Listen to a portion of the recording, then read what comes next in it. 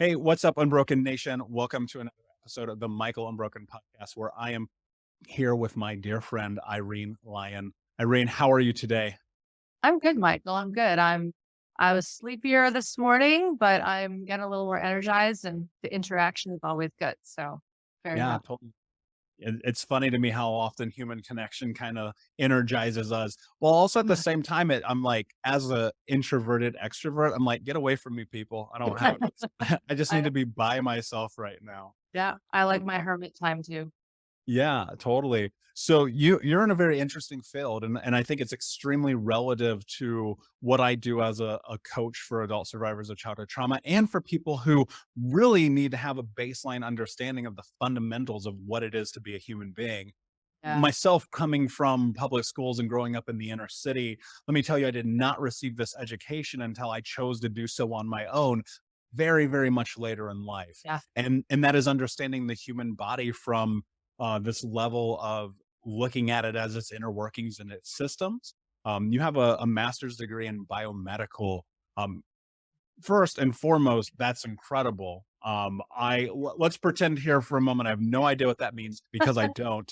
And share this journey. How do you get to this place where you are studying and understanding the human connection with Yeah. itself? Yeah. You know, where does that come from? Yeah. Well, it's funny that the title bio Masters of Research in Biomedical and Health Science, it sounds really like fancy.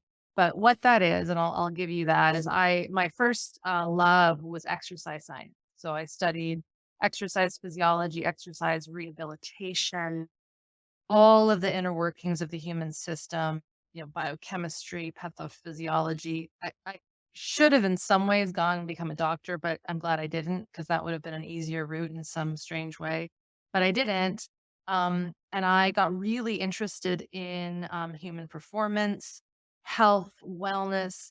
And I actually was really interested in omega-3 fatty acids, which is a very random thing to get interested in. But I was in my early 20s, and that led me to a university in Australia, just south of Sydney, called a town called Wollongong, which is a seaside town. It's a big university city and a steelworks city. And so I got there to do what I thought was going to be omega-3 fatty acid research, looking at inflammation in the body.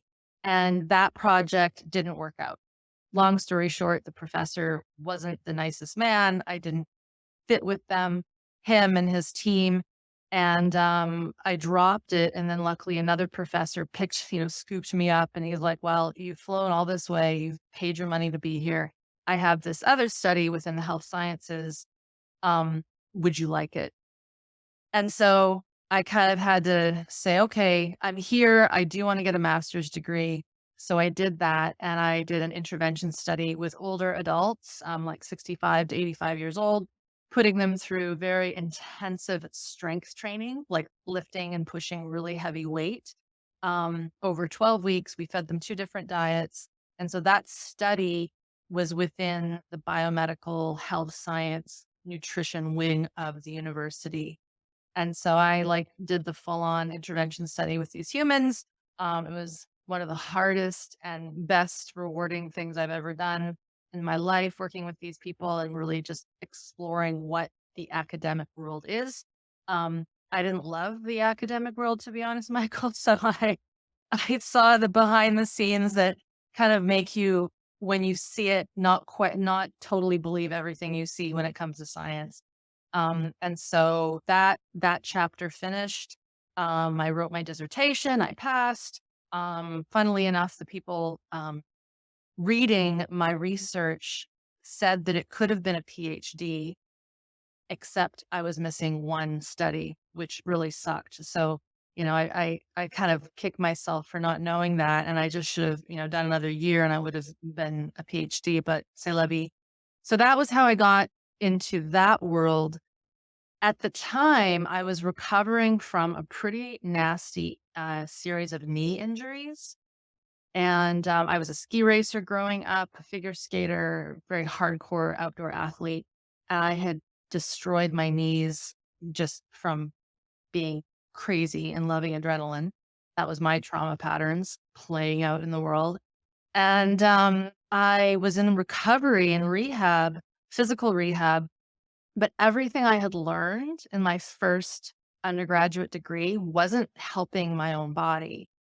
And so while I was doing my master's, I was also recovering from this injury. So there was these things were happening at the same time.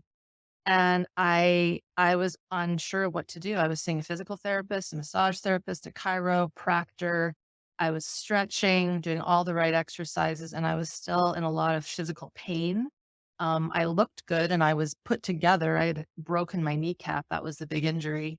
Um, but something wasn't right. And that is what led me down the rabbit hole to where you and I are sitting here talking about this stuff of the nervous system and neuroplasticity.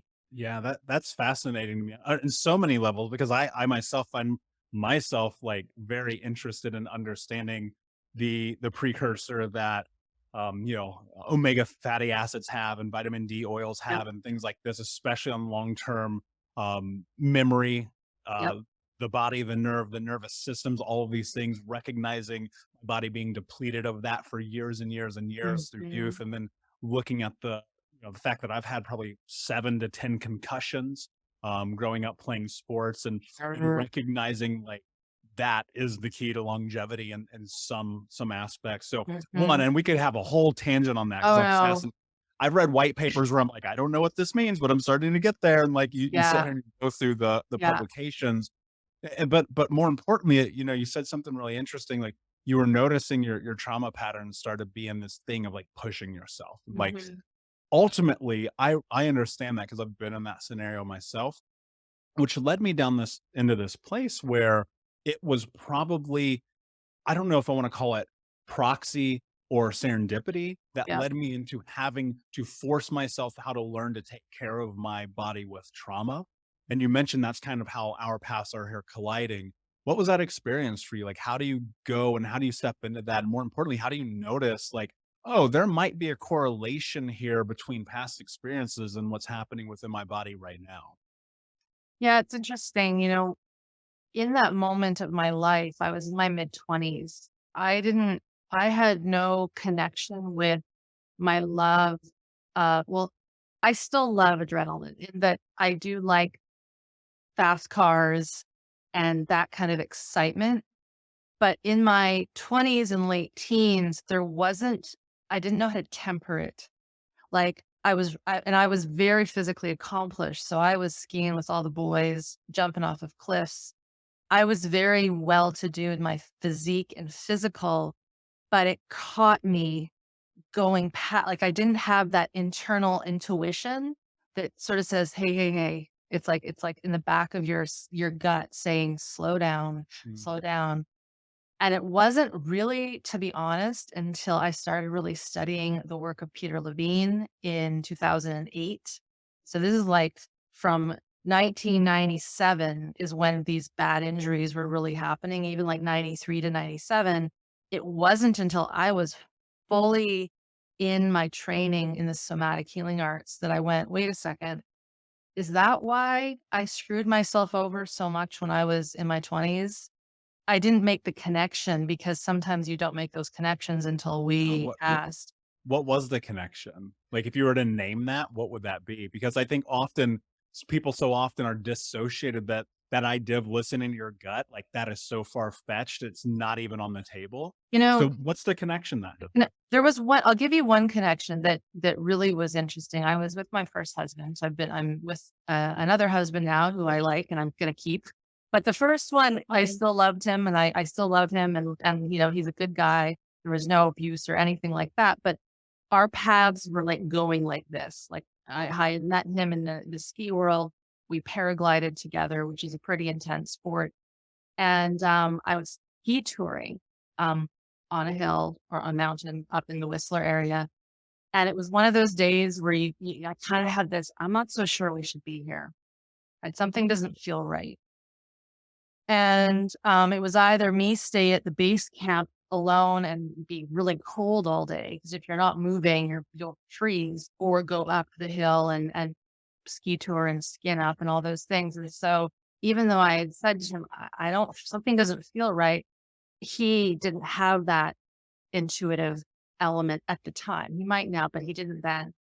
And so I kind of acquiesced and I went and we toured and toured. It was super stormy and you couldn't see a thing.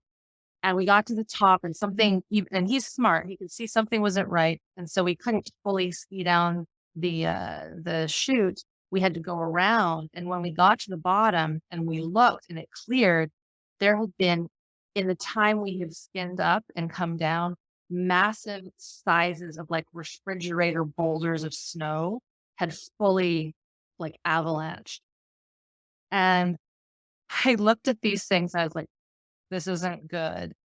We just really, we could have died. And so we got out, we skied out, I got home.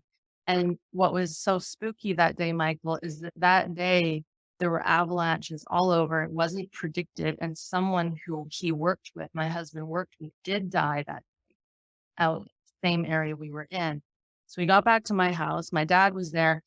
He looked like he'd seen a ghost because he had heard that a ski patroller had died skiing that day, and he just thought it was us because, we hadn't come home yet. And so there was something that switched for me that day. And I remember thinking later that night or the next morning, I'm just really happy to be at home doing my laundry right now. Like I will still ski and I will still do these things. So there was a switch at that moment. And that was kind of something that led me to question this intuition, because this was before I started studying somatic experiencing and the other things that have trained me to where I work with people. But there was an internal knowing that kind of woke up. And it was shortly after that that I started to question whether or not this relationship was going to work, because I have to follow my gut and my intuition. And then as I started to learn the science and learn about the autonomic nervous system and something called neuroception, I don't know if you've come across that in your work, but the work of Stephen Porges, I was like, wow, humans do have a spidey sense. We do have a sixth sense. We do have a telepathic sense that knows what to do. But when we are stuck in our fight, flight, and freeze responses, specifically in our freeze response, and we're numb and we're, as you mentioned, dissociated, we don't have access to that intelligence. Yeah, absolutely. And Right? that's so fascinating to me because one of the things that I always think about is in my youth, while I did have so much trauma to deal with, I actually developed the sixth sense probably as a survival mechanism, Yes. right? To be able to put myself in a position to measure environments, right? Am I safe? Both Am I both protected? ways. Yeah, Yeah. exactly. Am I going to be able to be in that position? One of the big things that I notice with many, many, many adult survivors of childhood trauma is they don't have that, because listening to yourself is terrifying, because we have this baseline of experience that says when you try or do this thing and move in that direction, there is a ramification, right? We understand that whenever we followed our gut, there was a backside to that that Yeah. was negative. Yeah. Generally speaking, that comes because you had poor parenting, you were in the wrong environments. It's not that your gut was wrong, it's that you were in the wrong place or unfortunately subjected to the wrong people. So 100%. I'm so fascinated by this concept because to me, I go, oh, I learned this at 4 years old. I can read a person like that. How do Mhm. you step into that? And especially with like your scenario, how much of that lead up and getting to that place of acknowledging that was, oh, I've been researching and I've been studying this. It was education versus it just naturally started to accumulate. Yeah, I mean, it's interesting. So your story, and I did have a chance to listen to your story before we chatted. So it was great to get into that energy and that field. And what you said about if there is a person growing up in an environment that is unsafe with their parental structures, their caregivers, even if it's war torn country where the environment is not safe, the person, it's really the nervous system will become hyper vigilant to everything around. And that usually it's the child who will become really good at reading even just the sound of the footsteps being different when whoever comes home, how the car door slams or the screech of the tires, how the keys are, set on the table slowly and gently versus slammed. Like, and what happens is that hypervigilance gets built, as you've mentioned. For me, it was kind of a different scenario because I actually had good upbringing parents. They were not abusive. They were not in any way shameful. or any of that, no neglect. And yet what really landed with me when I was doing my studies was that even if we had that good childhood, and I put that with air quotes, our conditions and our cultural engineering and religion, nothing wrong with faith, but like some of the deeper things that really indoctrinate us into not listening to our bodies, not being able to express anger, sadness, being expected to show up in a certain way. I mean, we could spend 2 hours just talking about all those instances of cultural conditioning and societal conditioning. That kind of was embedded in me just from a heavy work ethic growing up. So I was immersed in my parents' business, which I'm grateful for because now I know how to make my own money and all that kind of stuff. But it was a push that was very, very harsh and very hard. And not to blame mom or dad by any means, because they were both people that grew up on a farm. If you've ever known people who've grown up on a farm, like you work hard no matter how old you are, from the crack of dawn to the stars, coming out at night. And so I was just engulfed in that, but also kind of soldiered on, and I was never the kid to say, piss off, I don't want to do this. I never put up I don't want to do this. I did that in different ways. That was where the sport and the adrenaline got me out of that shutdown, if that makes sense. Right. And so even though, because a lot of people will say, oh, well, I didn't have that kind of trauma, I had something else, and yet I'm very numbed out. It doesn't make sense. People get confused. And so when we really start to look at the macro, we realize all of us have had some version of shutting down, some version of not knowing, not being allowed to express the way, say, an animal in the wild would if they were hurt. Be quiet, don't cry, all these sorts of things. So I don't know if that answers your question. I went on a little bit of a tangent there. Yeah, no, I think that's a really valid point because often, there are people who are dissociated that never had like actual physical trauma, right? Yeah. You grew up indoctrinated in church or indoctrinated in certain communities or certain even sports, right? I mean, Yeah. I think about growing up and playing sports and often hearing like dust yourself off, don't cry, whatever Oh, that thing is. dude. And you as especially as a man, you learn to turn that off. And that now you see happening in women's sports as well. And what I'm really curious about, especially though, is in the understanding that this can come from anywhere. Dissociation does not always have to be this. I have to No. have an experience that I can actually like make it as tangible, Mhm. impact me. How then, as an adult, if you're in this place where you're like listening right now, Irene, I'm listening to you, and I go, okay, I have no idea what this gut instinct is. What are you Mm. talking about? Like, how do you even begin to tap into that? Like, what Yeah. is that process? Well, the first thing is the curiosity. So if someone is sitting here listening or watching and they're like, that's interesting, I'm curious about that. I'm like, it kind of perks up a little bit of a radar. That's sort of the first thing, is just that interest, that, huh, question mark. The next thing, as simple as this might sound, and this is what I teach when I work with my students, is to start listening to the internal impulses in the body that we know are there. And one of the most simplest ones to do is to listen to when you have to go to the bathroom, whether it's having a pee or having a poop.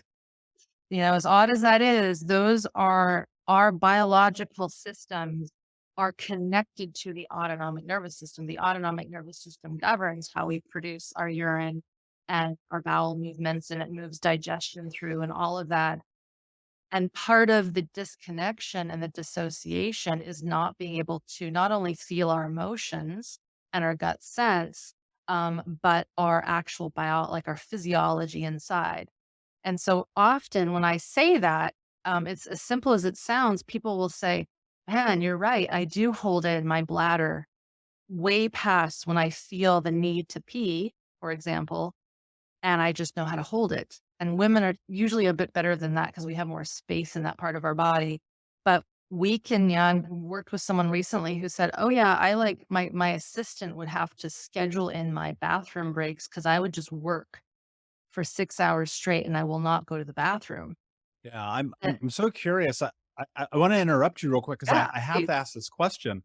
how much of this is tied to the sympathetic nervous system response? Because what I'm thinking here is, as a child who was a bedwetter and like always Mm, being in danger, and recognizing now, like, of course I was always in the sympathetic nervous system, and then heading into my teens where that began to dissipate, yeah, unfortunately later for me than I think most. But yeah, as it began to dissipate, one of the things I noticed was I was becoming more self-aware just as a whole. What's the, mm, if any, correlation between the nervous system and that? And noticing, right? Coming back just to this idea of noticing and control and like yeah, being present.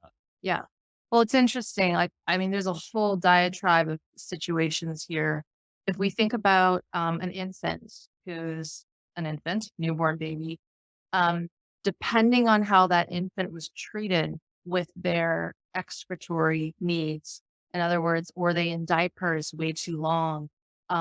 Were they not changed when they were wet or had a really soiled diaper? When they were changed, was the person changing them, touching them, and talking to them softly with ease and joy, or was mom or dad or the caregiver or the babysitter making terrible faces because it stunk so bad and, oh, this is disgusting. How could you be such a dirty little, and sadly, that is how a lot of children are talked to, infants are talked to by a caregiver, like, oh, this is so stinky. And while the child, the infant, I should say, can't cognitively understand that, there is an energetic that's being displayed across that with the touch.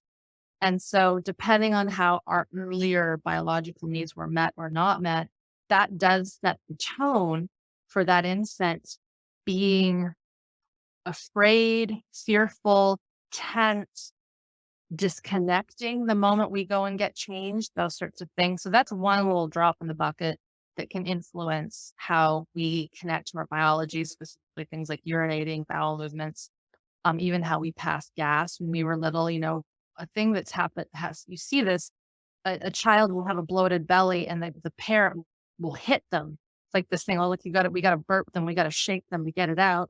And I mean, when I have gas in my stomach, if someone were to come up to me and start hitting me and shaking me to get it out, I would say, piss off, get off of me. And so there's this oddness, this disconnection with an infant's needs that sets us up. Then, if, like you mentioned with yourself, there's an unsafe environment.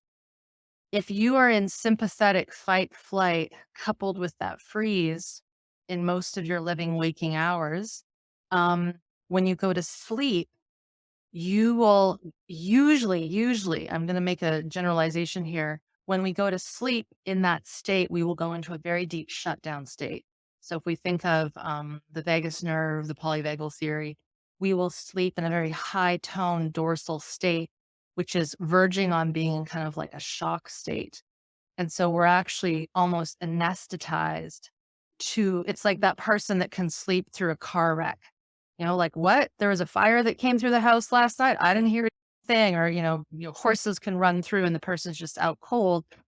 That isn't good because that shows that the part of the body that needs to assess for danger is so shut down, but it's shut down because the danger is there all the time, if that makes sense. So there's this mismatching in when to be alert and when to rest. And so if we think about bedwetting, um, often when there is an urge coming down, the bladder is full, the system should wake you up. It nudges you up. The dreams start to change. You're going into the bathroom, you're feeling your feet by the toilet, whatever it might be. And then something kind of wakes like, hello, Michael, hello, Irene, you gotta go pee, you gotta go. But if we're so shut down, that little nudge, that memo, if we want to call it that, it doesn't get through and we stay asleep. And then that's when we have that event occur. Does that make Yeah, sense? and yeah, of course, and it's so fascinating to me because as you recognize the things that the parasympathetic nervous system impacts while also combating the sympathetic nervous system, and trying to get to this place of rest and digest and recovery and health and healing and growth and all these things, most people don't recognize that they are probably still being impacted by the Yeah. sympathetic nervous system. And one of the reasons why they can't focus and they can't pay attention, they can't complete tasks, and they can't do the things that they say they're going to do is so much tied into the fact that they have unresolved issues, whether they may not be exactly trauma, but there are things that you need to work through that has your sympathetic system activated.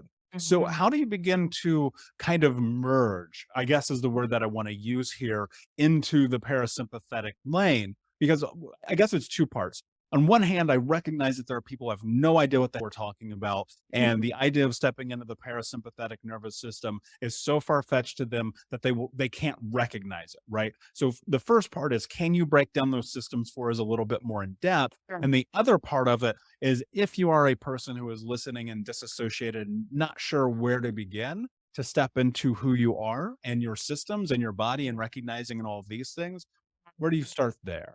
So let's do like I'll do a tiered science lesson of the nervous systems because that will explain parasympathetic. Because parasympathetic often gets thought of as just rest digest. So our autonomic nervous system is basically the governing of the fight, flight, and freeze. So fight, flight is that sympathetic, that like I want to fight you or I want to flee because this isn't safe. And then the freeze is a portion of the parasympathetic, a portion of the autonomic that numbs us out. When we sense we can't fight and we can't flee, we will go into a freeze state. Kiddos, infants, children, people in abusive relationship situations, even if it's like a surgical trauma or we're trying to fight or we're being held down, our system will go into this freeze response. Now, if we go back up to the whole autonomic nervous system, we've got the sympathetic, fight, flight, parasympathetic. I like to call the parasympathetic, and how I've been taught, the slowing down nervous system. And there's two types of slowing down. One is that shock, freeze, numb out, disconnect, go into kind of death prep mode. It's like the blood pressure's going down, the heart rate goes down, the oxygen exchange goes down. I'm getting ready to die, basically, is what that is. That's what we would go into if we were to say shock. Like I often use the example, if I was to break my leg and my big artery in my leg is spurting out blood, I want my system to go into that freeze shock to preserve blood, lower blood pressure. So that's one part of the parasympathetic. The other part of the parasympathetic is what's called the ventral vagal. And the ventral, it just basically means front of the vagus nerve. I'm being very kind of basic here, but the vagus nerve is also the shutdown. But another portion of the vagus nerve is the social engagement. So remember when we got on the talk a little while ago, I said, oh, having a bit of a conversation that peps me up a little bit. I was a little tired. I'm way more awake now because we're engaging. I'm using my higher brain. There's a little bit of sympathetic going on because I'm having to use my hands and all that. But the ventral vagal aspect of the parasympathetic, that is something that when we are born, it isn't fully working, right?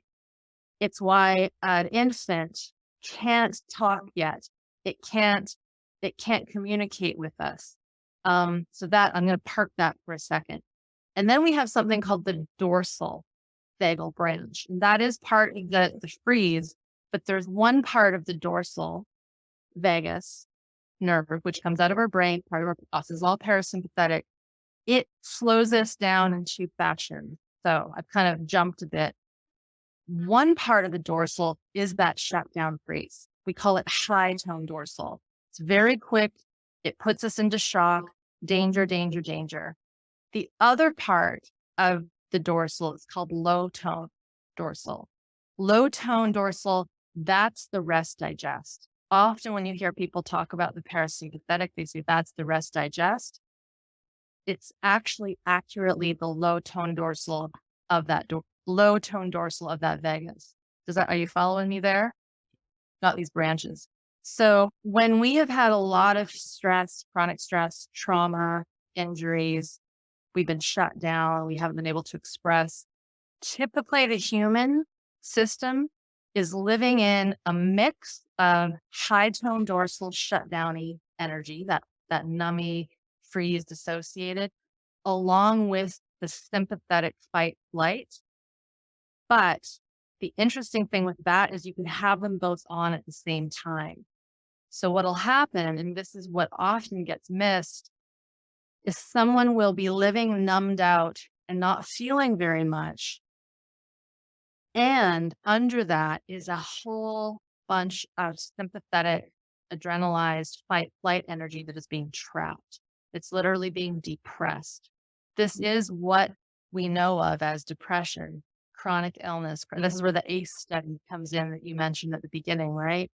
The ACE study and its findings, that is it. Like those kids that are grown up in adversity, there is this sympathetic gas on with this high dorsal tone break on. So paint that picture. Go back to the other one. Ventral vagal is social engagement. So a common thing that people will say when they have had lots of trauma and adversity, they are terrified with connecting with people. It's social anxiety. I don't want to go out. A person will blush. They might even faint if they feel too intense interacting with someone. So if we have been brought up in a lot of that high tone dorsal and sympathetic, our ventral ability to engage and be empathetic and calm down is going to be less on. Our wires aren't going to be strong in that domain yet. The good thing is with neuroplasticity, we can build that back up, as you know. And so the ventral is a very important part to bring into play when we start to heal this. The other part is that low tone dorsal, the rest digest. This is why we know when someone is recovering from trauma, we need to eat well. We need to rest. We need to slow things down. We need lots of time for self-care and nurture because we have been trapped in that high tone dorsal sympathetic for so long. And so what often happens, Michael, is especially people who are overachievers and are just going like they know they have a trauma history and, oh, I've kicked that. I'm fine. I'm fine. I can do locks. Like high achievers will see this. If you ask them to slow down and like take a bath or read a book or go on a vacation, they'll go stir crazy because their system is wired to be a fight flight, which can be seen as workaholism, like excessive exercise, shopping, sex, whatever it is. But then they have a shutdown situation where their system also knows how to totally dissociate, disconnect, and numb out, that kind of thing. So when we start to heal this system that has been in that situation of high stress, we need to start bringing back the ventral, that social engagement portion, along with the low tone rest digest, but in a way that is, do you know the word titrated? Have you come across that word? Yeah. So here's a really interesting question Yeah. then, as a follow up to this, and Yeah. I feel you kind of pressing into that. Mhm. How do you get to that place? To Day play. day, day one, moment one, you're starting to move into Mhm. titration and having this relationship with self and understanding and Yeah. healing and this thing. Yeah. Like day one, lesson one, 101. Where do you start here? The first thing that always is the starting block is education. And the reason why is because one of the first exercises that I would teach is something called orienting. So learning how to spark back up the social engagement nervous system by actively looking and seeing the environment around us in an exploratory way. Um, and as simple as it sounds, our orienting response, we need it for danger, but we also need it for pleasure and seeing beautiful things in the world. But if we were brought up with a lot of stress and torment and an environment that was unsafe, our orienting response is going to be hypervigilance. This is what ADHD would be. This like looking quickly for the next thing that's going to come in and hurt us, scream at us, tell us whatever it might be, etc. Um, so orienting is an interesting one. So let's just say a person's done some base level education, which is important. And the reason why is because we will put someone into an orienting exercise. It is very basic. It's like 10 minutes, looking, seeing, feeling the neck move, feeling the eyes move. Very basic. One of two things happens. with someone who has been brought up with early trauma, one, it might feel beautiful. And I've done this enough with thousands of people. They'll be like, oh my God, you mean I can actually look and see the wall and look out at the trees and slowly move my head? And people will start to do this exploratory orienting and their whole system starts to just come down.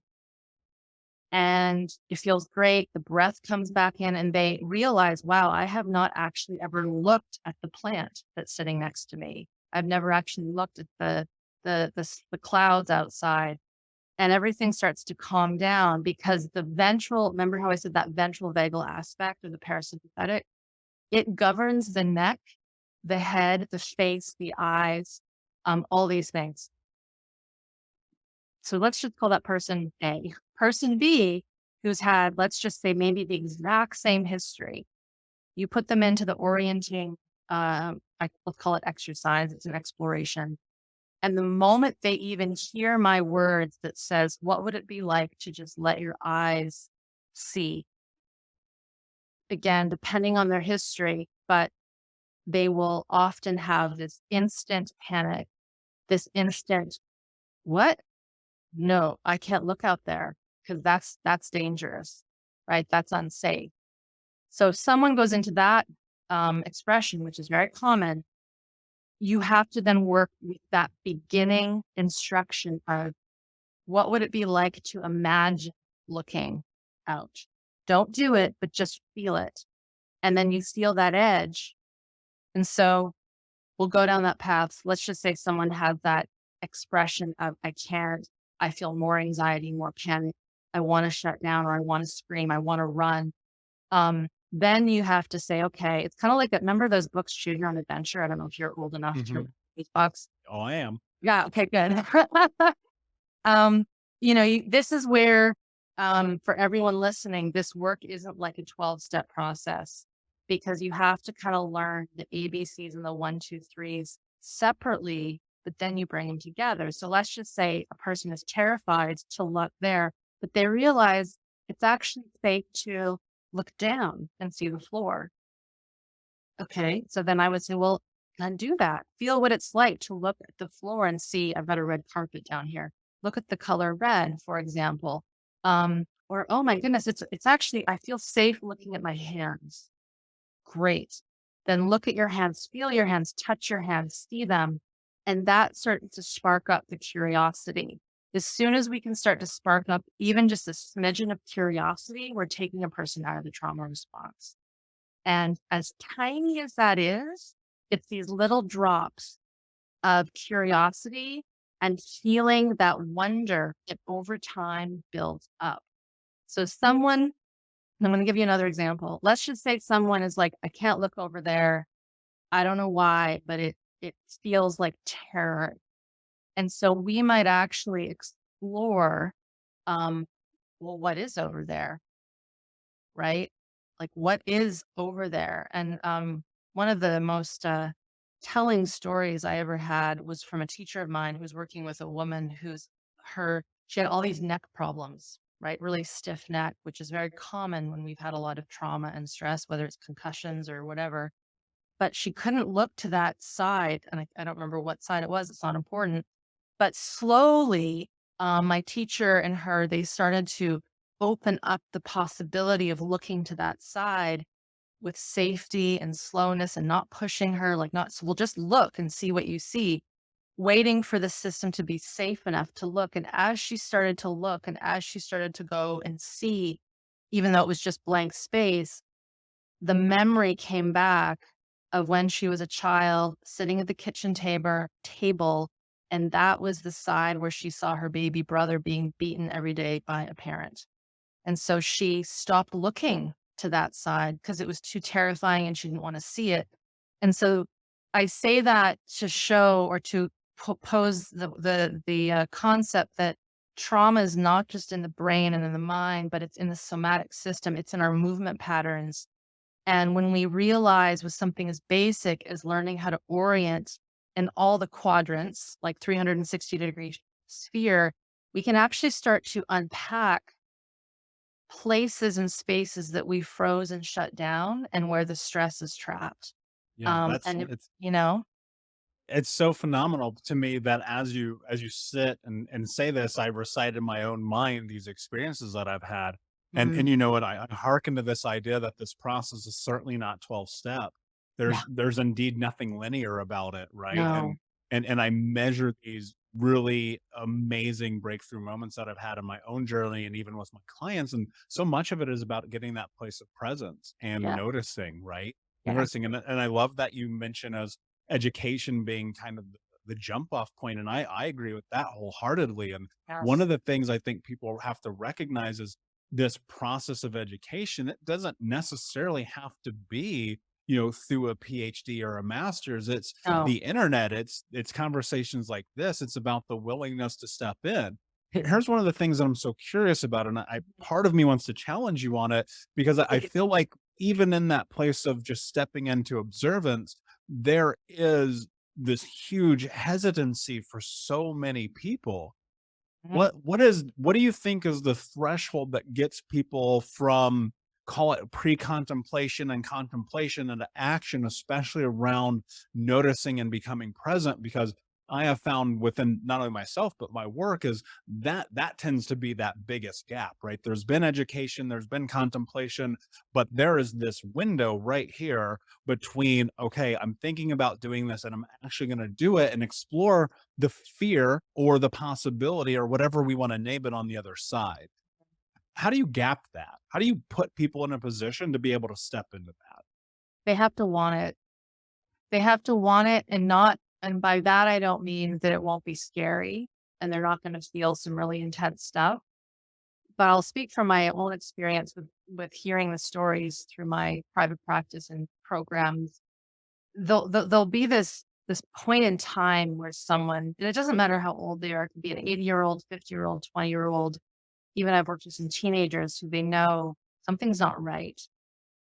And it's kind of like if their soul knows there's still something more. Like I've tried all these things, I've tried all these therapies, all these practices, and I'm still afraid to socialize. I'm still getting gut problems. I still have panic when I drive my car. All the things that will tell us that there's stored survival stress, stored trauma in the body.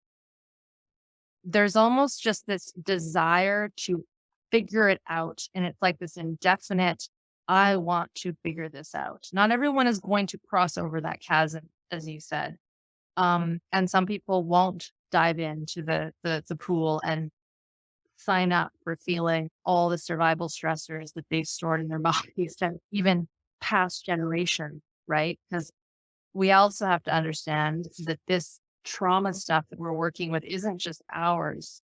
It's ancestry, it's our parents. It could even be past life trauma, which is something that I've worked with a lot with people and myself. And so it's kind of like the contemplation, pre-contemplation, and the practice are always kind of swirling a little bit. So whenever I'm talking and teaching to people, I'm trying to engage my body and my somatic system with them, even though I'm not directing them in a practice. So as I talk, I'm connected to my butt on this chair. I can feel the coolness in my hands. I can sense that it's dark in my room. I can see you moving in your chair a tiny bit left and right. Right. So the intention of the teacher and the presence and the skill of the teacher will inevitably ooze. I love that word. It's like it's oozing out that it's like this it's like saying or a word or a sentence. It's like it's okay. It's gonna we can do this. Like this is what we're supposed to do. We're supposed to heal at this level because if we don't, we know what occurs. I mean, the ACE study says it all. Yeah. So And I think not everyone is going to want to go to that level. And I kind of give people the benefit of the doubt. And I'm just like, well, I think most people do at the core, they want to. Um, what often stops people is their psyche, yeah, interestingly. I was literally about to say this morning, I try to I try to write every day. I try to Yeah. blog every day, put something out into the world of meaning. And this morning I was just writing about the power that words hold over us and Mhm. the way that we self-define, and thinking about for so long in this journey of mine, especially in the beginning when I got serious about it, I had parameters and I said, this is what it might mean. This is what it might look like to heal, to step into this journey. While understanding I had no idea, but the innate desire within me lay within this idea that somewhere deep inside of me in my soul, I was like, because it was like, there Good. has to be something more, right? And that's the thing that I often encourage Mm. people to be willing to explore the idea of the potential that on the backside of your action, you could actually get the thing that you want.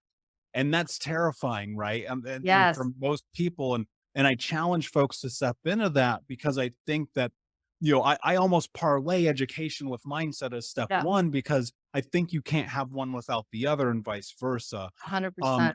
I could talk to you all day. Like this is like I feel like we're not even getting into this yet. I want to ask one. I'm going to ask you two more questions. My I first question is, yeah. go ahead. No, hold those thoughts because you said something really important when you were just mentioning, that kind of that I wanna go forward and get it. That piece is healthy aggression. So, the need for this healthy life force energy, if a person still has it and they know it's hidden somewhere in the depths of their cells, but they can feel it, it's that element that pushes people even when they're in pain and despair. So that's actually a really important point because depending on a person's circumstance, even when it's like the worst possible circumstance ever, we still have that healthy life force energy in us. We just have to get enough energy going so that a little like spark can pop out of the concrete, if that makes sense. So let me challenge you on that then, because that was actually leading into this question. Okay. Part of me, and I have not done the research, and I think it would be a really intensive, long study to find out the answer to this question. Yeah. But the question I'm seeking is, at what point do we create the systems that mitigate the risk of what I will call rock bottom before change takes place? Because here's what I hear in the words that Mhm. you're sharing right now is like, yes, you have to build this up, you have to fuel it. There has to be these parts of you that wants it. But to be honest with you, and I've interviewed so many people and so many clients, and myself Mhm. included, that moment of change to mitigate the risk of it being implemented via rock bottom doesn't seem to exist. Mhm. So, what are your thoughts, just as a general, like, what are your thoughts? How do you create change before rock bottom? How do you mitigate the risk of my life is a disaster or something has to happen? I wish there was a clear cut answer. It seems like everyone is a little different. I've worked with people who have their rock bottom has been you're gonna die in a month, like terminal illness kind of stuff. For some, it's just, I don't feel good, like there's this sense something's not right. I'm always getting headaches, for example. That's not what I had, but it might be I can't talk to this partner that I'm with. And for whatever reason, I can't get out of this situation. Um, so, it's interesting. I would be great. It would be great if it didn't have to go to that rock bottom. I like to think macro. And I think one of the things that might help facilitate that in the future as we grow and understand more about this, because let's face it, our parents weren't doing this when they were our age. They weren't talking about trauma and helping teach the world about these things. It just wasn't happening. It wasn't even happening 20 years ago, 10 years ago. So my sense, Michael, is that as time rolls forward, there's just going to be more of a universal field, if you will. It's very quantum physics. Like this field is going to start to say to people, you have permission to start taking care of yourself even before you're sick. Because in our culture, our systems are basically created around the sick model of health. It's all about what can we do to avoid death, right? What can we do to avoid this? Or when we do get sick, okay, what can we do to get rid of the sickness in the fastest way possible? And it's scary when someone comes up with a chronic illness, a terminal illness, and they want it gone quickly. And to say, what would it be like to just really take care of yourself? Like there's no script for that, right? So I think the field is growing, and when I mean that, it's like the energetics field. More people who are young, I've been meeting more people who are young, maybe you would say this too, who are not wanting to live the way our parents lived, the way even maybe we lived in our 30s and 20s, where we were pushing, pushing, pushing, and ignoring our bodies. I think just we've been talking about prevention and self care for so long, like 80s, 90s, like the whole health, world. But I think what's happening because the research, science, and the practice are all kind of colliding right now into a really good space. Um, there's something I think happening where we might not need to always hit rock bottom. I think there will always be exceptions, but my sense, my gut sense, and maybe this is my optimism playing out, is that with more of these conversations and more of this information just being thrown out there, people are gonna feel it. I don't know if that does Yeah. that I answer your question? I mean, you talk about coming full circle, finishing out with the gut. I agree 100%. I think that's the direction that we're heading. Before I ask you my last question here, Irene, Yeah, and thank you so much for being a part of this you're today. welcome. Where can everybody find you? Just my name, my site, it's Irene Lyon, Lyon.com. You go there and you can get lost for many days with many, many videos and resources and courses and programs, and my bio is there. You can learn more about me and the people who work with me. So that is the best way. Beautiful. Yeah. Irene, my last question for you today is, what does it mean to you to be unbroken? Oh boy. Okay. It's more than a sentence. So, what I've been really tuning into recently is that we're we're either healing or we're not. So, this does not mean perfection or imperfection, but are we in our moment, in our lives, doing even just the tiniest little thing to further our goodness, to further our aliveness, even if it's just like, I'm going to drink more water today. I'm going to breathe fresh air today, but in a conscious way. Those little things from my experience, when they are done repeatedly, a lot of people are like, I've got to do this big healing cleanse. I have to blow it out of the park with fireworks and go to these intensive meditation retreats and all that to really get unbroken or heal. And I think those are fine and good, and we need those intense things sometimes. But as I age and as I see more and more people in this world, it's the little things, it's the little tiny elements. So to really realize what would it be like to just be in your system with this question of let's do something that's healing, that's towards health all the time without it having to be perfect, if that makes sense. Yeah, that's beautiful. Irene, thank you so much. I really appreciate this. I love this conversation. I could literally talk to you for like 3 or 4 hours today. I know. No problem. We'll have We're to do it just now again. getting in there. We'll absolutely have you back on again. Unbroken Nation, thank you so much for spending some time with me and with Irene. If you found anything of value today, please like, subscribe, share, tell a friend, leave a comment. And until next time, my friends, be unbroken. I'll see you.